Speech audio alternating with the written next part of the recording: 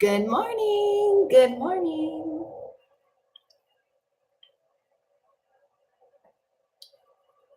That was my first drink of coffee. Good morning. It is Tuesday. It's Tuesday. And it is December 11th. So hopefully you're almost done Christmas shopping because those days of free shipping are wearing thin. Good morning, Nicole. Good morning, Chrissy. Okay, while we're waiting to see if anybody else joins us, I have to say this. Mom to mom, I need help. If you have a challenging child, no, let me back that up. Vera's not sleeping, and it's pretty consistent that she's waking up in the middle of the night. Prior to now, she was a very good sleeper, would sleep through the night. I might feed her and put her back down, and she would go back to sleep. She would sleep from like 8 p.m., and then she'd wake up at 7 a.m. with maybe, like I said, like one feeding in there. But now she's waking up in the middle of the night and she wants to play.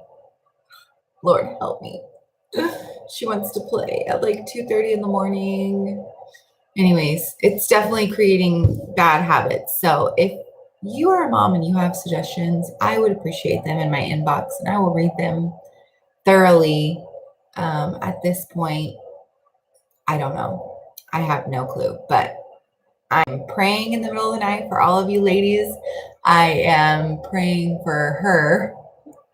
This has to change. I can't do this and school. So yeah, Jessica said, don't take late naps. She doesn't take late naps. Her last nap is at like 2:30. She wakes up at 2:30 and she doesn't go to sleep again until later. So, okay, moving on. I've waited. We are finishing strong in December and we're doing our Tuesdays and Thursday videos. So here's our Tuesday this week. I've taken up from the post that I said, what do you need to finish strong? And I've studied on some of those topics. Last week, we talked about a couple of them. This week, we're talking about self-discipline. Man, somebody wrote that and I was like, that's a great one for the end of the year because where do you start? Like, you know that you need discipline to get to the end of the year, but where do you start? December is such a hard month to start being disciplined, but it is possible and it will produce results in your life when you are self-disciplined.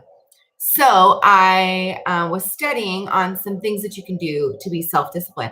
And I'm going to tell you the things that I studied are from, they're not from church places and church sources. They're just from secular sources. So this is what they say.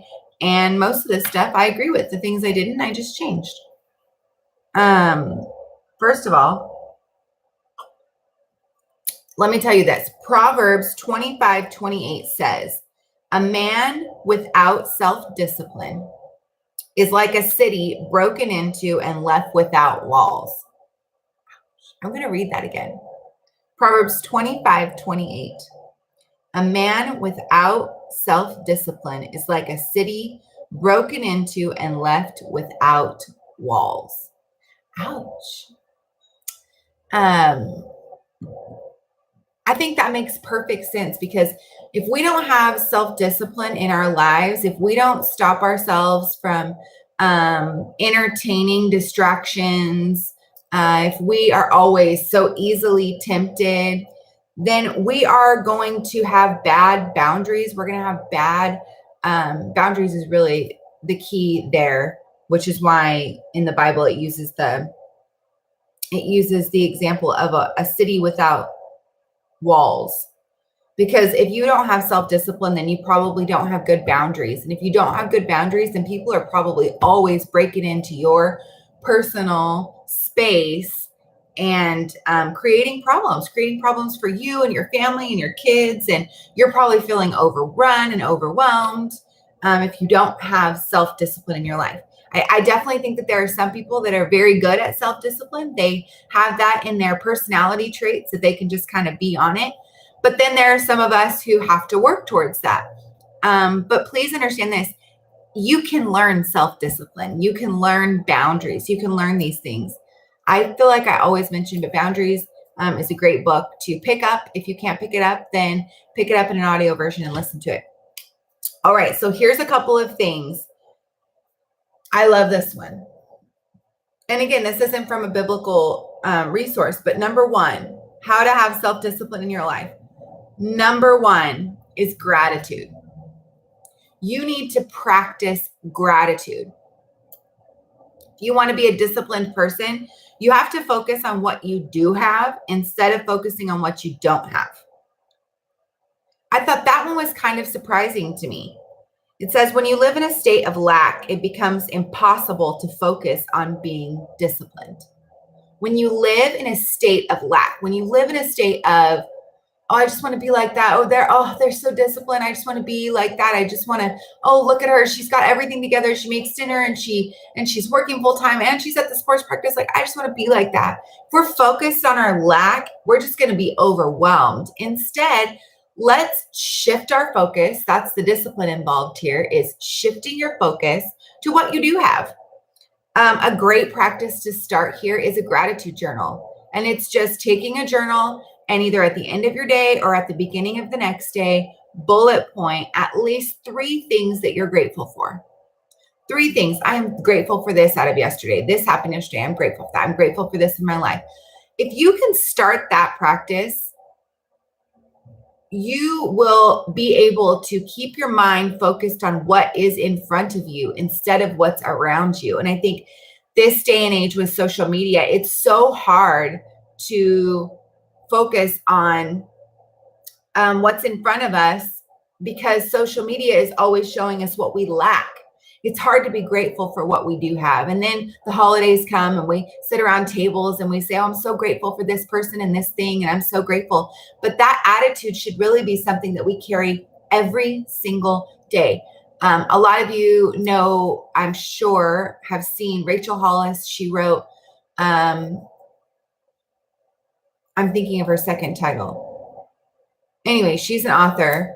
And this is what she talks about. She talks about being about gratitude journals. In fact, she created gratitude journals. So you can buy them and they're money and expensive. And they're just a basic journal that you can just pick up a regular journal at Walmart and practice gratitude. Practice writing 3 things that you're thankful for. Here's a second thing to practice if you want to be disciplined, if you want to have self-discipline. Number 2 is forgiveness.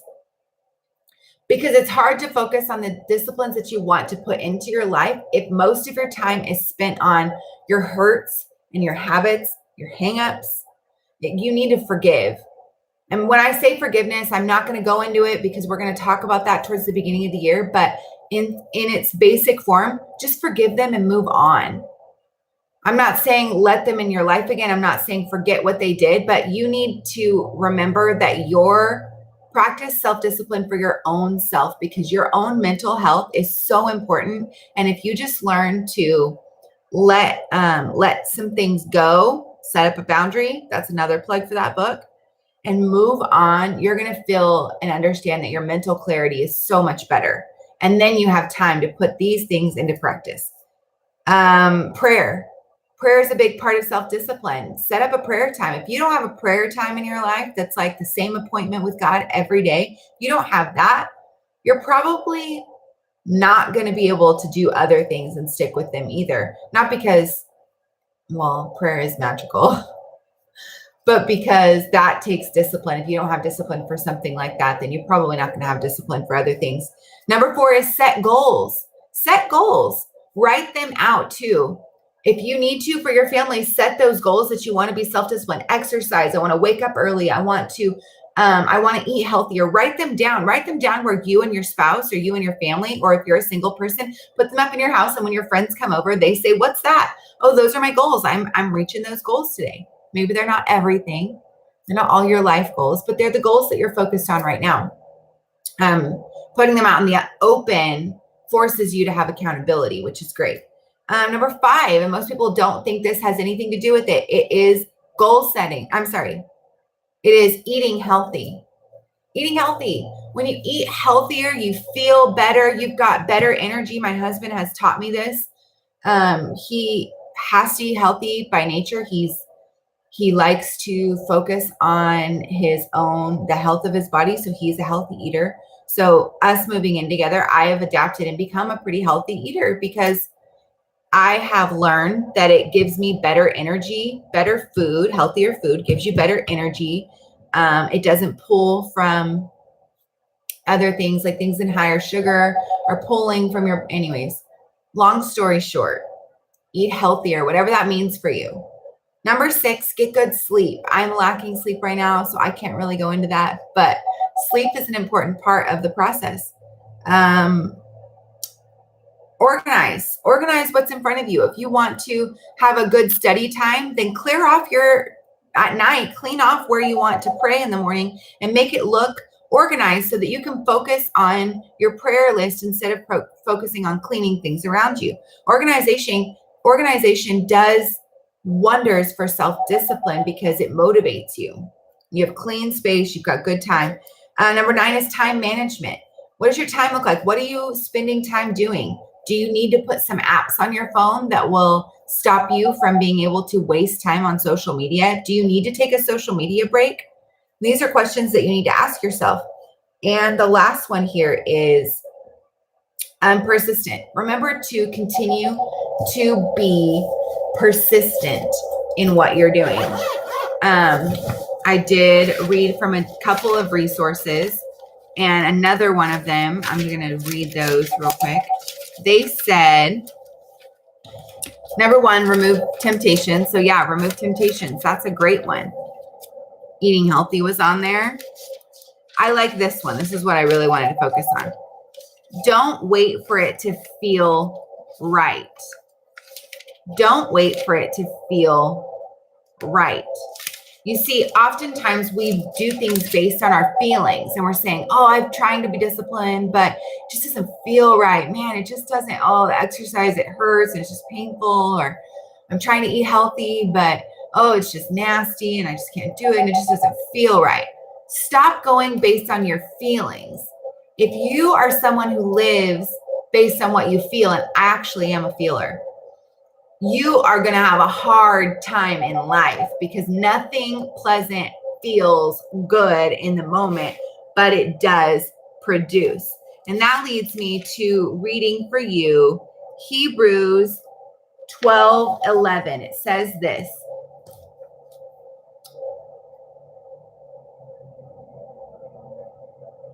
Let me read up a little bit more.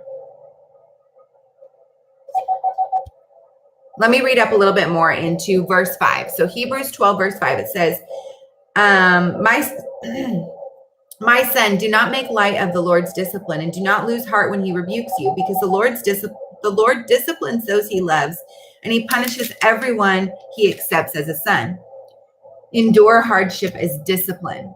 God is treating you as sons. For what son is not disciplined by his father? If you are not disciplined and everyone undergoes discipline, then you are an illegitimate children and not true sons. Moreover, we have all had human fathers who disciplined us, and we respected them for it. How much more should we submit to the Father who disciplines our spirit in our lives? Our Father disciplined us for a little while as they thought best, but God disciplines us for good, that we may share in his holiness. And here is verse 11. Here's what you should write down if you're struggling with self-discipline. No discipline seems pleasant at the time, but painful. Later on, however, it produces a harvest of righteousness and peace for those who have been trained for it. No discipline seems pleasant at the time, but painful. Discipline doesn't feel good, but it produces results. If you want to exercise and you're going to exercise 2 days a week, you're going to get results in your life. If you want to eat healthy, you're going to get results. If you want more prayer time, you are going to get spiritual results in your life when you set up 2 to 3 days, 2 to 3 times a week to set aside prayer time. You're going to get those results. Discipline produces results. So stop making excuses. Practice gratitude. Practice focusing on what is important to you in your life. I'm grateful for these things, and I'm not going to be distracted by anything else. I'm going to forgive people because my health and mental clarity is much more important than what I can't change in other people. Prayer. I'm going to set up prayer time. I'm going to set my goals. I'm going to eat healthy. I'm going to get good sleep. I'm going to organize. I'm I'm going to organize a space that gives me mental clarity. I'm going to practice time management and persistence. I know that this is a lot that I'm spitting at you this morning, but we are going to go in depth coming in January. We are going to go in depth with living our life intentionally. It's a series that we did last year, and we've edited it and made some changes, and there's some new things coming that I'm so excited and antsy to share with you. But January, we're launching some new things. We're going to be talking specifically about stuff like this. And you should definitely write on your calendar, make plans to be a part of it and to join us, and pray about that. Pray about what you can do to get involved, because I'm going to come up with some questions and proposals for some of you, and hoping that you'll get on board with living life explosively in 2019, living life intentionally in 2019 with me. So I'm just touching the surface on what 2019 will be like. All right, let me pray for you, ladies. God, I thank you so much for this time that we have, Lord. I know right now we're down to just 2 days a week, Tuesdays and Thursdays, God, as we plan and prepare, and we're getting our families together and getting ready for the holidays, God. But I'm so grateful for the time that we have together with these ladies, God. I'm thankful for the commitment that we have to each other and to growing each other and to pushing each other and to seeing growth in our lives, God. And I just pray, Lord, that you would continue that growth in our life, God. I pray for self-discipline. I pray for that you would help us to live a life that is disciplined, because your word says that discipline produces a harvest in our life. It produces peace. It produces righteousness and peace, Lord. And I want peace in my life. I want peace in my holidays. I want peace to be an attribute and a characteristic that people see in my life, God. So help me to practice these things. Gratitude, Lord, and the forgiveness are so important, Lord, along with the other steps that will help us, Lord. Help us to live a life that is self-disciplined, Lord. We praise you and we thank you, Lord, for what you're doing, what you're continuing to grow in our lives. God, I pray that you would be with these ladies. Help them have a wonderful day. In Jesus' name we pray. Amen. Amen. I will catch you later. For those just jumping on, I am live on Tuesdays and Thursdays now at 6:30 until the end of the year. So I will see you again on Thursday. And if you missed this video, just flip it back and watch it again, or join us on YouTube and watch it whenever you want. I'll talk to you later. Bye-bye.